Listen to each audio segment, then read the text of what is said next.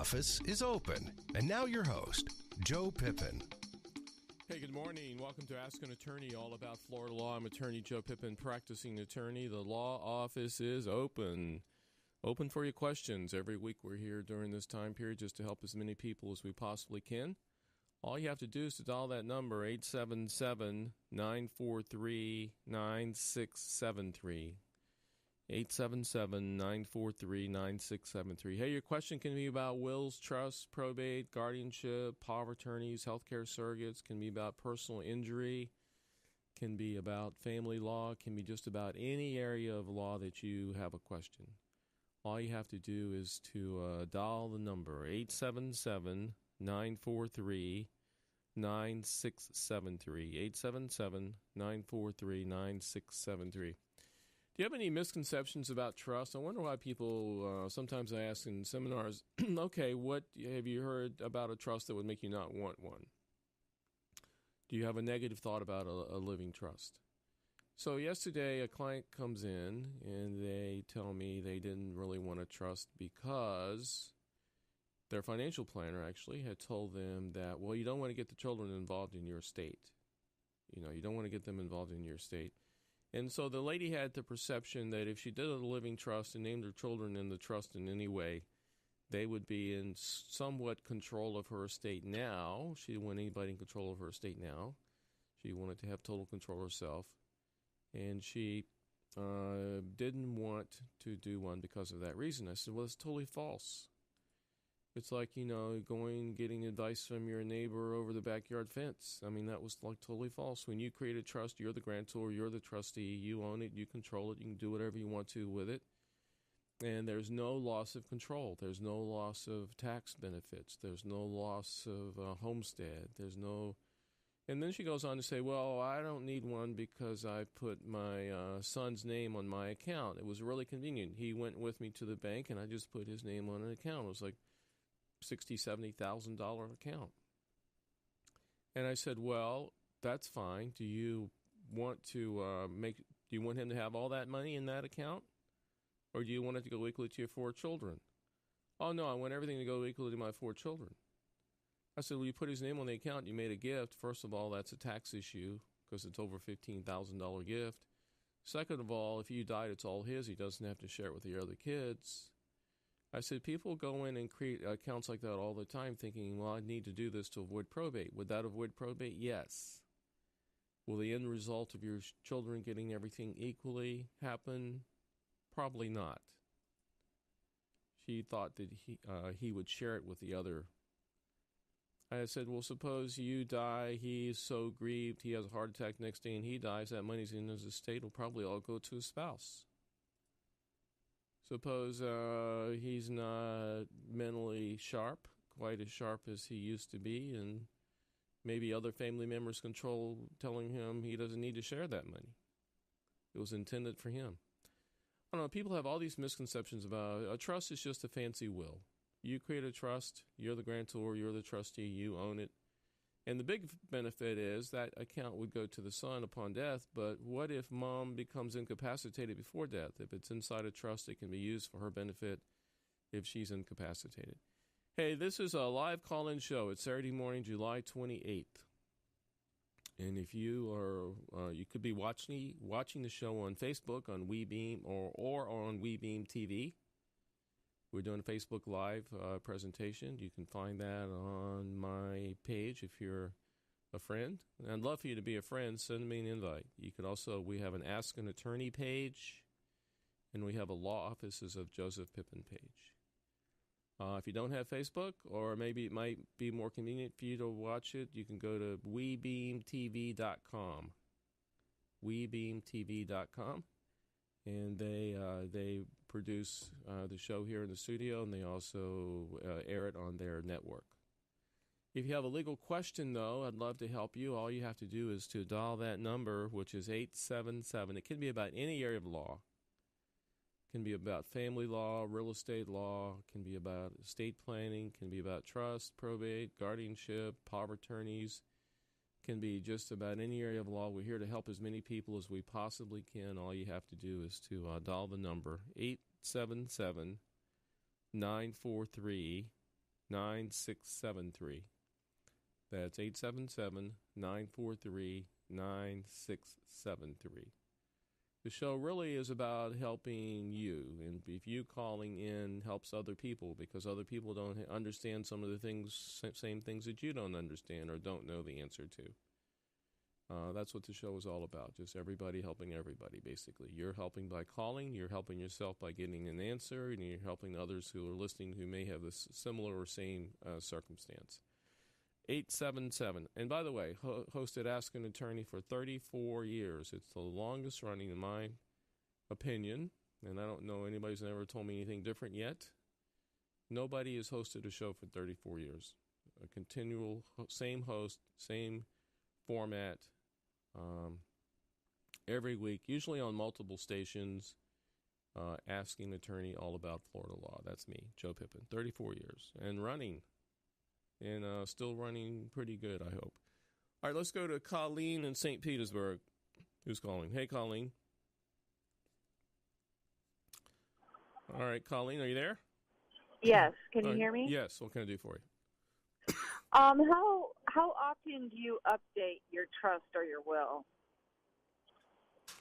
Well, I send letters to our clients every 3 to 4 years and suggest an update. Okay. Now, wills and trusts generally don't need to be updated unless you have changes. Mm-hmm. Like what kind of changes? Well, the most common changes are who the trustee, personal representative, executor, and the distribution somehow. Okay. Those would be the most common changes.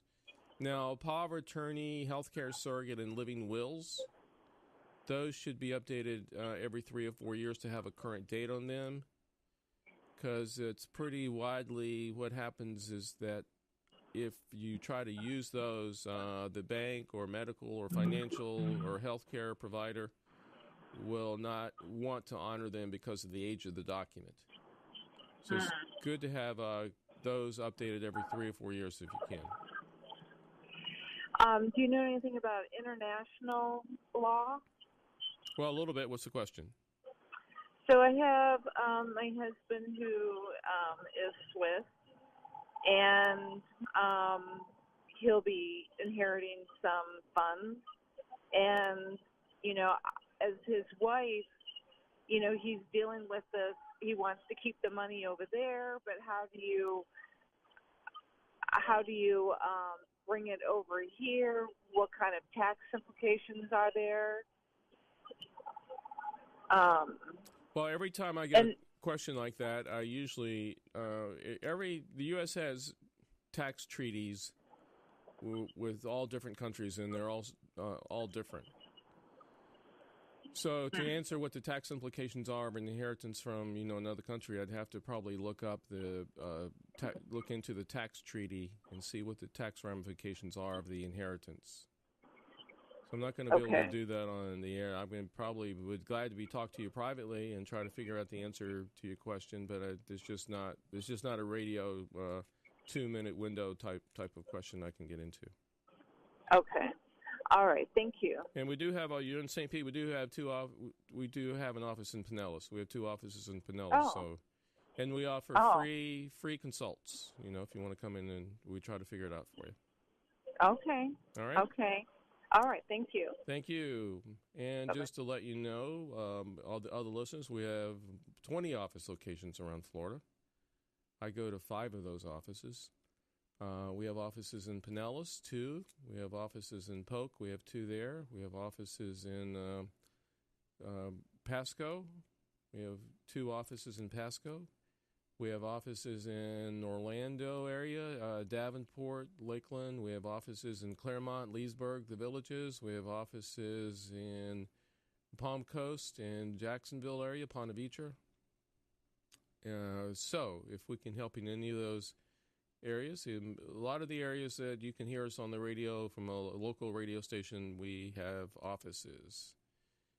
And we're glad to serve. We have 7 attorneys, 25 staff members, so we have a ongoing operation. Main goal is to help as many people as we possibly can, of course. If you have a legal question, you have a toll-free number, which is 877-943-9673.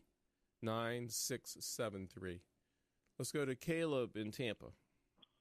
Hello, good morning. Good morning. Hi, my question is about timeshares. I recently went on a presentation in Hawaii, and I got the timeshare for with Diamond Resorts. I don't know if I can say the name of it, but I'm supposed to pay a down payment.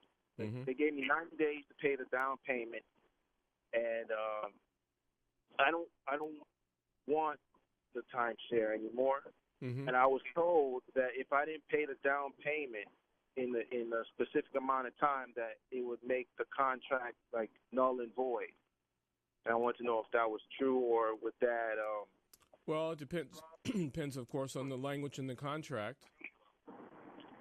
So if you have a 9-day window to accept or cancel, that would be true.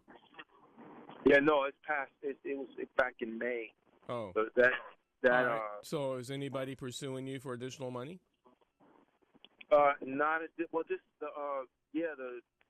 the quality assurance person who pursuing me for the down payment. But I was told that the down payment I kind of don't really have to pay. It's not going to show up on my credit, but the actual mortgage of when it's supposed to start is in September. That would enable them to foreclose on me, and then it would put me be a bad mark on my credit for like 7 years. They said it was just like buying a house. Well, okay. You signed a mortgage? It was my first time at a timeshare presentation. He said he's going to give me all the copies of of everything that I signed, and I looked over them. All right, you need to take all to get a proper answer to your question. You're going to need to take your papers to an attorney for them to review. Okay. Because I don't know at this point. I don't know if you signed a mortgage that you're obligated on, and you only had 9 days to make the payment. So now you might be in default of the down payment, and you might have signed a mortgage, and you might have obligated yourself, and you could possibly have a problem. But I don't want to say all that for sure because the documents need to be reviewed. Okay. So basically, yeah, just take it to an attorney. Okay. Yep. Unfortunately, yes. All right. All right. Thank you very much. All right. Let's go to Robert in Sarasota. Hello. Hey, how are you? Doing good. So I just have a couple quick questions. One being, I went and joined the military, and my grandfather died at that time. And I was wondering if there was any particular way I would be notified if I was a part of a will or anything of that nature. Well, you should have been. What state did he die in? Florida. Yeah, the normal procedure is if a will is filed for probate and you're a beneficiary, you get notified of an inventory of the estate. You have to sign off and accept the amount that's proposed that you get as your share before the estate can be closed. So, okay, yes. And they would just contact me however they could.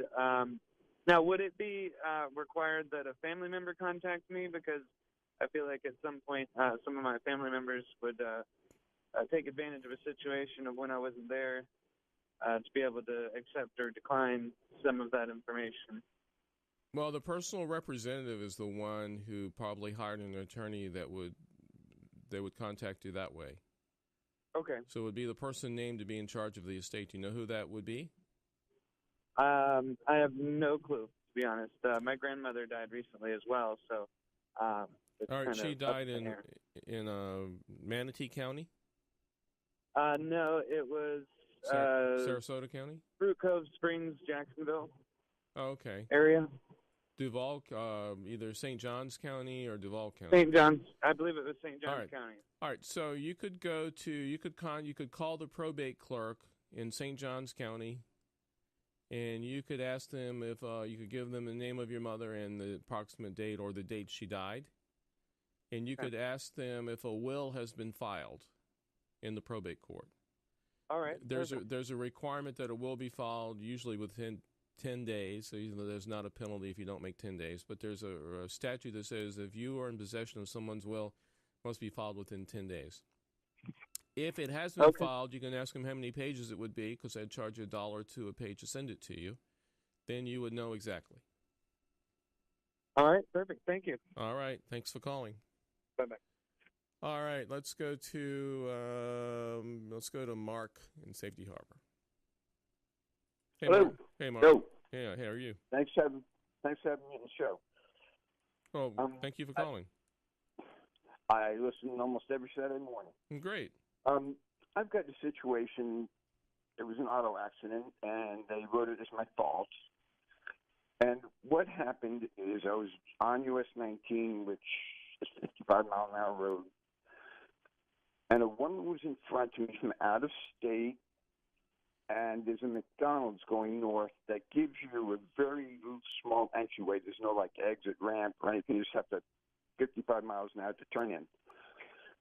Well, I don't know if she put a directional on or what, but all I did was try to swerve real fast to get around her.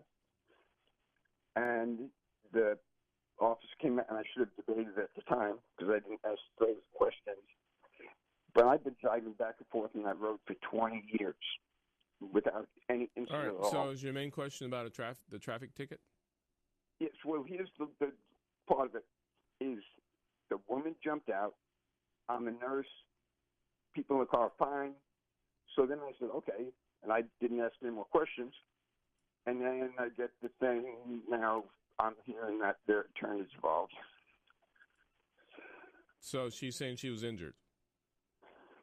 I guess now. Okay. And you've contacted your insurance company?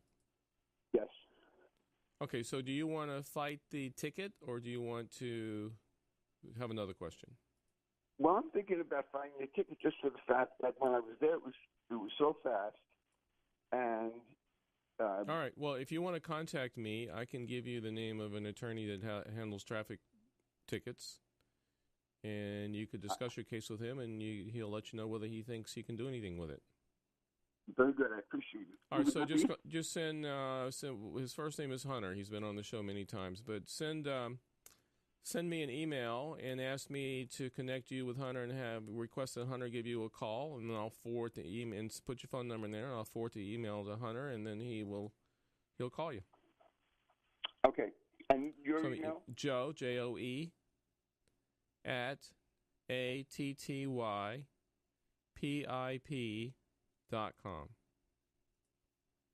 I should know that you say it often. Yeah. All right. So, thank you. All right. Thank you, Mark. You have a good day. You're listening to Ask an Attorney, all about Florida law. I'm attorney Joe Pippen, practicing attorney, host of Ask an Attorney. Hey, if you have a legal question, give me a call. We're 20 minutes into the show now. We have another 30 minutes. Okay, so give us a call, 877-943-9673. That's 877-943-9673. Phone lines are open. Let's go to Jane in Tampa. Hi, Joe. Hey, how are you? I have a friend who has a sister who lives out of state. And what's your name? Jean. Okay. And she is supposed to be moving down here to Tampa. And he doesn't want her to stay at his house. I just lost a friend, and so I have a spare room. Mm-hmm. And he asked, would he allow me to let her stay in this other room? He asked you for permission for her to stay in this room. Right, in my house. All right. For a period maybe of a couple weeks or a couple of months.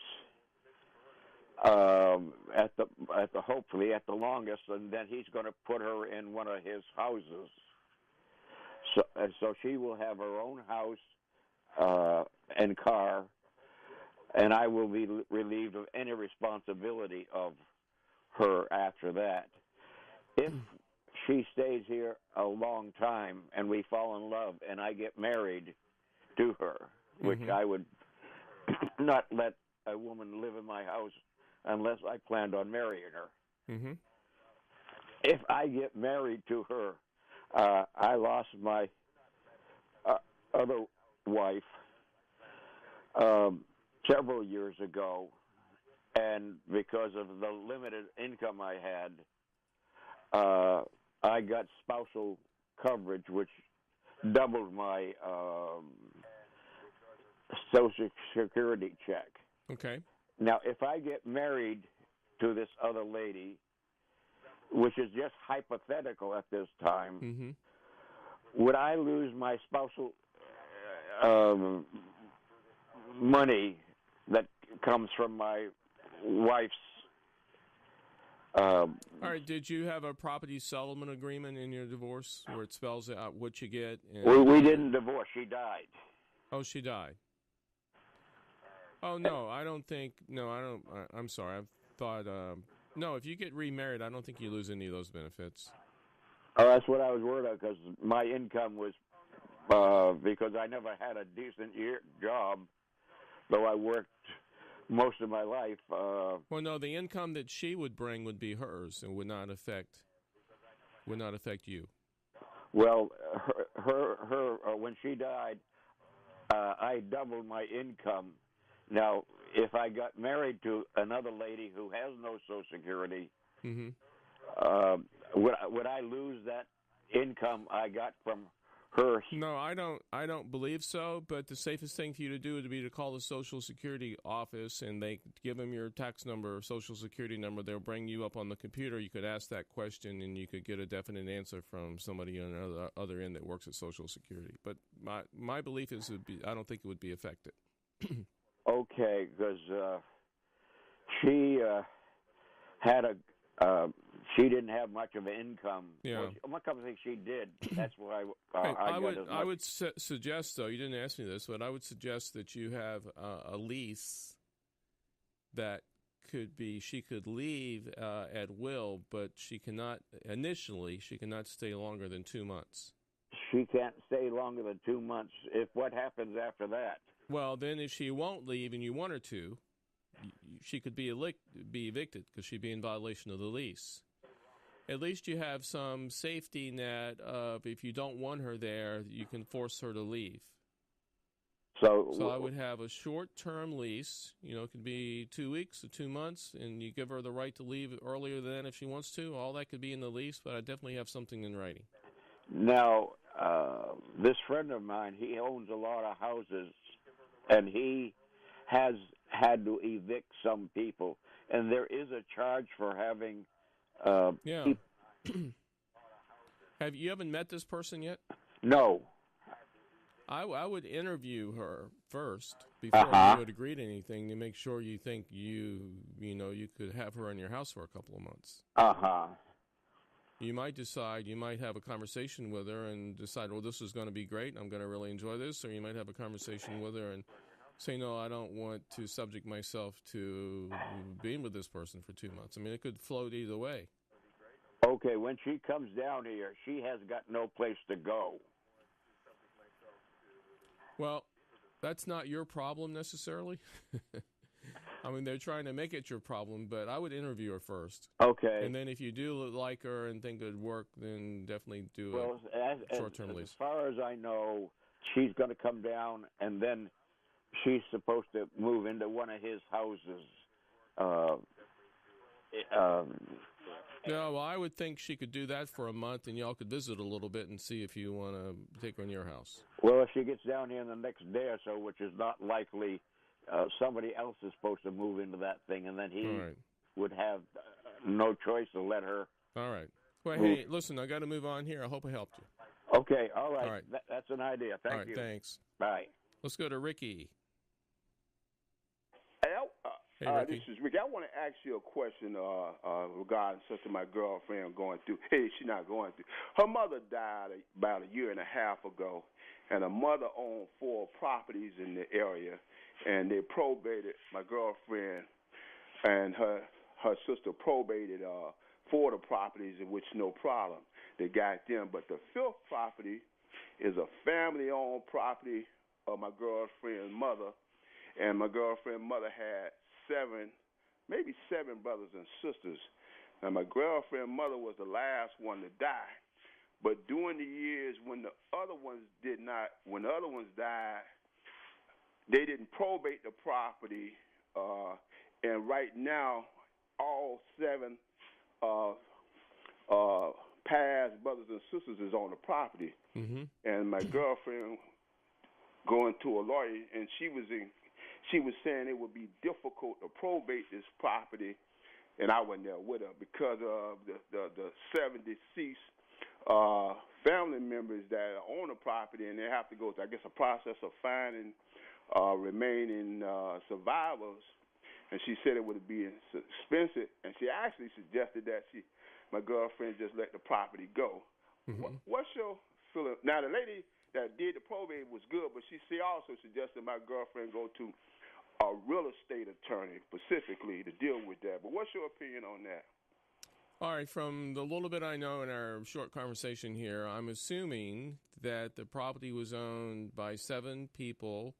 Right. And I'm assuming that it was a deed with just no magic words after the 7 names, which means they individually, tenants in common, it's called. Okay. Each owned a share. Right.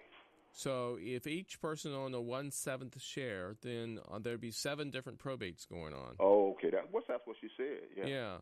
So that would be, now your girlfriend could probate and get ownership of 1/7 of the property. Right.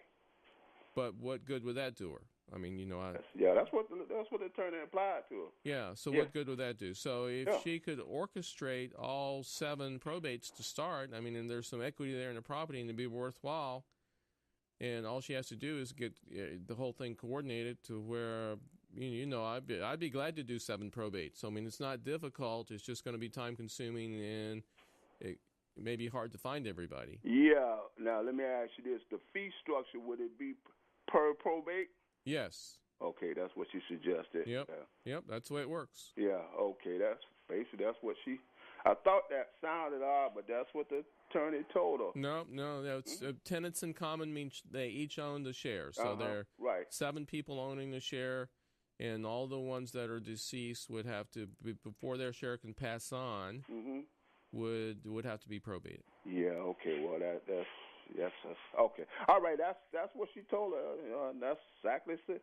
It works out. All right. I appreciate it. Thank you. All right. No problem. Let's go to Jack. Jack in Jacksonville. Yes, hi. Hey, how are you? Hey, thanks for taking my call. Several years ago, my wife and I did a trust. Went to an attorney, had a trust done. And, when I look on property records, a lot of times the tax rolls, I see where, there's some properties that are actually in the name of a trust, a family trust. And ours never changed over to where it went from her name into the actual trust name. Is that an issue? Well, let me ask you this. Did she sign a quitclaim deed from herself to her trust? That I don't know. I don't know if that was part of the process or not. All right, because a lot of my clients will sign a quitclaim deed from themselves to themselves as trustees of their own trust. So there's no change of ownership because the person and the trust are the same entity with the same tax number. Right. So you're not doing a warranty deed where you're guaranteeing good title and all that. You're doing a quitclaim deed of your own interest of your property into your own trust. So a lot of my clients do a quitclaim deed. It doesn't get recorded until death is their choice. And and basically it wouldn't show up on the public records, but it would be in the trust. Gotcha. So to answer your question, you're going to have to figure out whether she signed a quitclaim deed and she's just holding that with her will and trust papers. Okay, gotcha.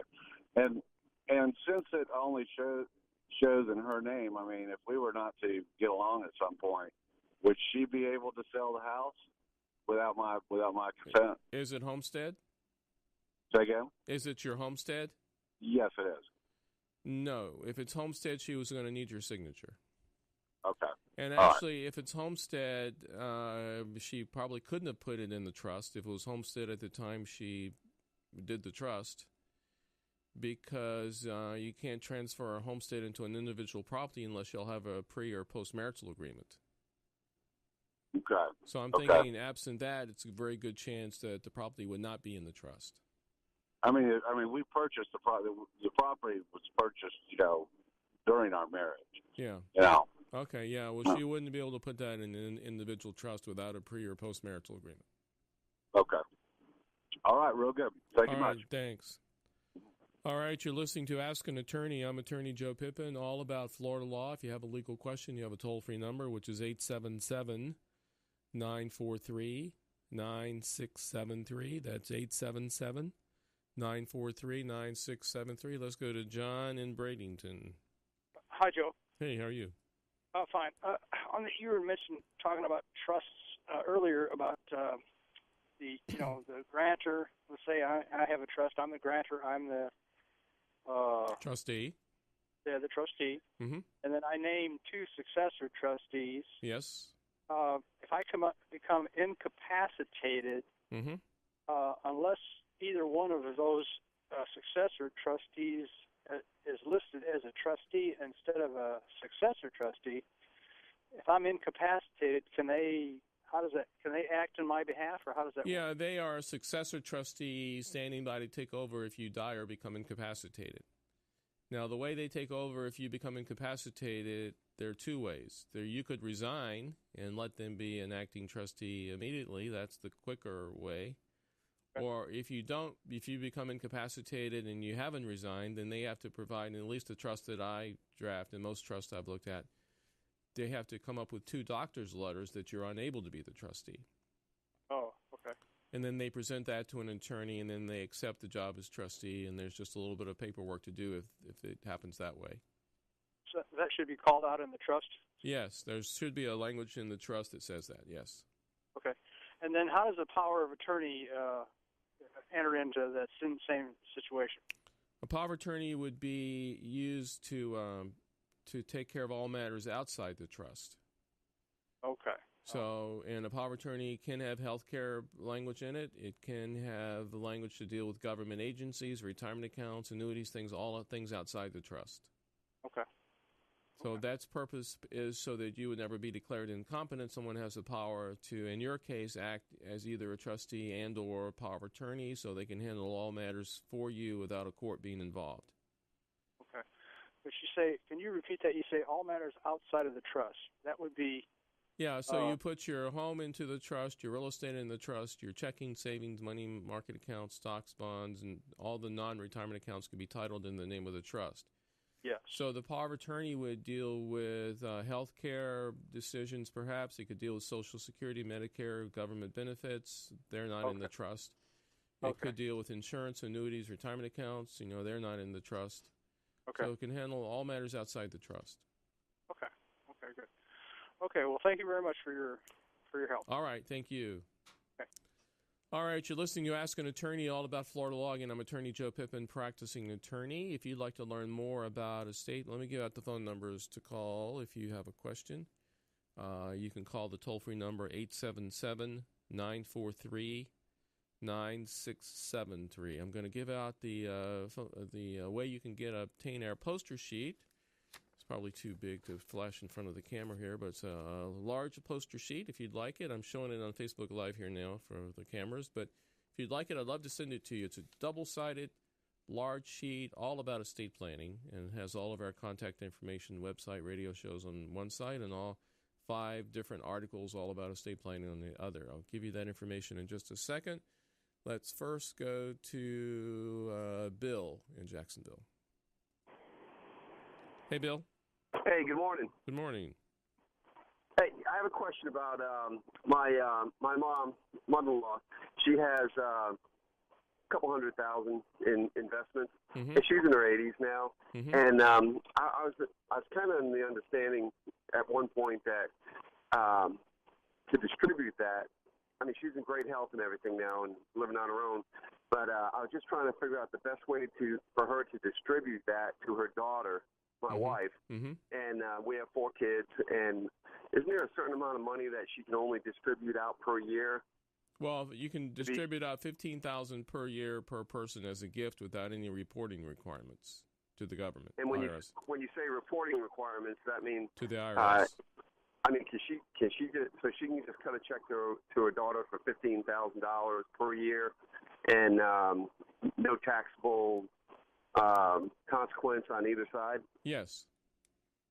Now there is there is a consequence, perhaps if she had to go in a nursing home, Because even though there's an IRS rule about $15,000, no tax, no reporting, there's a rule that if you make a gift within the previous 5 years, you could be disqualified somewhat from a Medicaid benefit if you went into the nursing home. So there's like two different issues running there. Got it. So we need to cross our fingers that she doesn't go to a nursing home for 5 years, and we need to start getting her to distribute that money. Do you feel like that's a really good way to distribute her wealth, or do you feel like there's another way for her to do that? Like maybe like gosh, what happens if she dies and she just has that sitting in her investment account? Well, does she have a will? Oh yeah. Well, the will would go through probate. She could create a living trust to pass it. Is your wife the only child? No, she's got a sister and a brother. Okay, so it's going to be 3 equal shares, you assume, in the estate? Yeah. So most of my clients would do a trust to avoid probate, make it quick and easy for the heirs to receive the money. Okay. Now, you think that's a better taxable situation than having her distribute out $15,000 per year to each one of the kids? Well, I think it's better because then you wouldn't have to worry about if she went in a nursing home. If she went in a nursing home, let's say she's 80, so let's say at 83 she went in a nursing home for some reason, you know, a stroke or whatever. So the way we do our estate planning is we'd probably create a trust for her. We'd give she would sign a power of attorney to one of her children. The power of attorney gives the power to move those assets around if she went into a nursing home so she could protect the estate and also qualify for Medicaid. So that would probably be, that's what I think. Once it's in the estate, it's not considered hers then anymore, right? No, it is, but the power of attorney we draft and the trust we draft, things can be moved around. If she, give us 2 months notice that she's going into a nursing home, we can move things around and probably protect everything. And there are multiple options on how to do that when the time comes. Hopefully it would never be necessary and she'd never go in a nursing home, and then just her trust would avoid probate and the children receive everything equally, and the estate could be closed very quickly. Okay. Now, when the kids get their inheritance, is that a taxable? No. Mom can leave $11 million tax free. So it sounds like she's under that. Okay. So really, it doesn't matter if she does it through the estate, through the trust, or if she starts doling out $15,000 each one of them now. Yeah, but if she was my client, I would probably tell her not to gift. Not to give? Yeah, because, she might need the money. She might want to do certain things, so why give it all away? That's generally, it's nothing wrong with making gifts, but those gifts could disqualify, it's a 5-year look-back period on gifting for Medicaid planning. Right. But it's a choice. We don't charge any. My office is in Jacksonville. I'll be there next Friday. We don't charge anything for a free consult. We just throw out all the options, and usually a person makes a decision, and we roll with it and get the document done quickly. That's great. Hey, love your show, guys. All right, thank you. Appreciate you being out there. All right, thank you. All right, bye. You're listening to Ask an Attorney, all about Florida. I'm Attorney Joe Pippen. If you have a legal question, phone lines are open at 877-943-9673. Was my producer here trying to tell me something? Let's go to Chris. Hey, Chris. Good morning. Good morning. Hi, good morning. Good morning. Quick question. I've got a couple of properties, and I would like to put them into my LLC, including my primary. Will there be a tax consequence on my home, on my property taxes, if I put my homestead into the LLC? Well, first of all, there's no reason to put a homestead in an LLC. A homestead has all the asset protection. It's your homestead, so why would you want to put it in an LLC? Because you don't. Okay. No creditor can take your home. It's a protected asset because it's homestead. Okay, got it. How about the other properties? The other properties, since the LLC is a different entity, that could change the tax rate. Oh boy. Okay, so if I leave it as is under my legal name, and when I go to heaven, what are the tax consequences there? Well, really none, because the real estate property gets a stepped up cost basis upon death. If you bought it for 100, now it's worth 200, and you die, then it can be passed on to your heirs at 200 with a stepped-up cost basis, no tax whatsoever. If you have it in a living trust, you can also avoid probate. Okay. So the ideal thing would be to just go ahead and put everything into a trust. Well, there are some. There are always choices now. The reason you would put maybe the other property into an LLC, regardless of the tax consequences, would be for liability reasons. So, do you rent that property? That's it. You rent the property? Yeah. Yes. So everything has multiple. Sometimes it's hard to do a radio show because everything has multiple choices and multiple things you can do. But the people do LLCs for second properties because of asset protection. So there are several ways to deal with that. One, of course, would be to have plenty of insurance. If somebody slips on the sidewalk in your rental property, you have insurance to cover it. Or put it in LLC. I mean, so those are the two basic primary reasons, I think. Okay, so if you put it in an LLC, one of the consequences would be that your property taxes will increase. Yeah, they probably increase, but charge your rent is based on your cost pretty much. So Correct. You want to you figure out what the new costs would be for the insurance, or make the tenant pay the insurance. Exactly. Okay, when is your next seminar in St. Petersburg? I don't have my calendar right in front of me. I'm not sure I have one scheduled in St. Petersburg. But, hey, if you want to, I speak at churches and community groups and things like that. If you belong to a group, I'd love to come.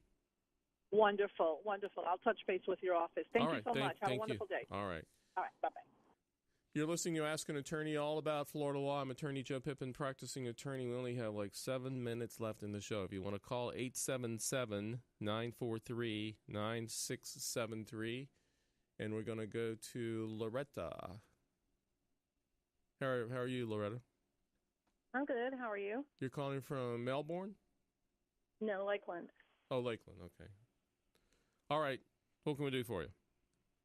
Okay, I was in a long-term marriage 27 years before it was granted a divorce, and in my divorce, it was granted also for me to get half my ex-husband's 401k.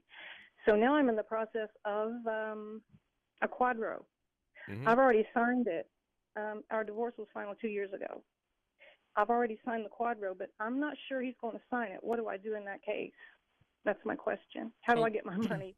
So you're in the middle of a divorce. No, it's final. Well, the quadro should have been signed before the divorce was finalized. Well, how do I get my money? It wasn't. I bought the quadro. Okay, were you represented by an attorney? Yes. Well, they assured me I'll get my money, but the thing is, the divorce is final. My quadro was lost for quite some time. They found it in February of this year. So now we've got it back in progress again, and I've signed it. I'm waiting on him to sign it now. Well, listen, you have an attorney, so it's really kind of improper for me to jump in here. But my advice would be to go back to your attorney, and even if you have to reopen the proceeding, or somehow or another, I don't know what all the property settlement agreement, all that. If there's, you can bring him back in and find him in contempt for not signing it or making it happen. But you really need to go back to your attorney and figure out how to get this finalized. It's not proper for me to jump in because you're represented. Okay, thank you. All right, sorry. All right, let's go to Andre in Haines City. Hello, how are you? Good, and you? I'm just fine. I have two questions I wanted to ask really quickly. All right. First question is, my mom, on her home, she's 100% owner of it. Mm-hmm. But she has 3 sons, and we've been talking to her about, the things you don't really want to talk about. But we're trying to prevent the home should anything happen to her going into probate. Mm-hmm. So I was wondering if she added the 3 of us onto. Is it a single family property? Yes. No, she should do a trust. If she adds your names on there, she's made a gift. That could affect, that's a gifting issue. There's a Medicaid issue. There's a cost basis issue. Okay. If she died with it and left it to the three of you, then they would get a stepped-up cost basis. If she put it in a trust, it would avoid probate. So there are too many bad issues if she tries to put your name on everything. Gotcha. That makes sense. Okay. And the second question is on prenuptial agreements. Mm-hmm. If I have a friend of mine that, is rather wealthy, and they signed a prenup, but him and his wife is maybe going through a divorce of some type. Mm-hmm. They share children together. Does the prenup protect him from child support, or is it determined by how it's written up? Well, I don't think he's protected against not supporting his children in a prenup. I mean, that would be unusual, I would think. So I think he's going to have an obligation. Now, the wife may have waived her rights to assets. She probably did on the prenup. So she might not get much, but I don't think he couldn't waive the right to support the children, and he shouldn't want to. By the way, he shouldn't want to support his children. But well, what I think it is that he has. There's a huge sum for them. Mm-hmm. That's like everything. I guess apparently been taken care of. Should anything happen between him and her, a huge fund that he set up. Yes. Well, maybe that'll cover it. I mean, maybe there's an agreement. A lot of agreements say that one of the spouses upon divorce will have ample insurance that would take care of the children upon death benefit. It will agree to set up some type of fund for their support. I mean, there are ways that if it's already been arranged for their support properly, and that's referenced in the premarital agreement, that might be fine. Okay. But he, wealthy guy, had an attorney draft that up, so he should be asking his attorney that, basically. Gotcha. All right. Okay, that's all I had. All right, thanks. Thank you. All right, you've been listening to Ask an Attorney all about Florida law. I'm Attorney Joe Pippen, and if you would like our estate planning poster sheet, it's a large size poster sheet with articles all about your options and different choices, diagrams. If you'd like it, I'd love to send it to you, no charge. It's too big. It's on our website, double-sided, large sheet, too big for you to print out and get it all on one page. I'd love to send you this nice piece. If you'd like it, it's free. So let me mail it to you. There are three ways you can get it. I can mail it. If you want it mailed to you and you want to just call our office, we have a toll-free number to call the office at 1-800-226-3529. Just say, I want the free poster sheet. Give them your name and address. You could go to that number now and go to extension 200 and just leave your name and address if you want to get that over with this weekend, and we'll capture that on Monday and mail it to you. So it's 1-800-226-3529, 1-800-226-3529, extension 200. If you want to just email me, shoot me a quick email and say, look, here's my name and address. Please send me the poster sheet. It's Joe, Joe, at attypip.com. Joe at attypip.com.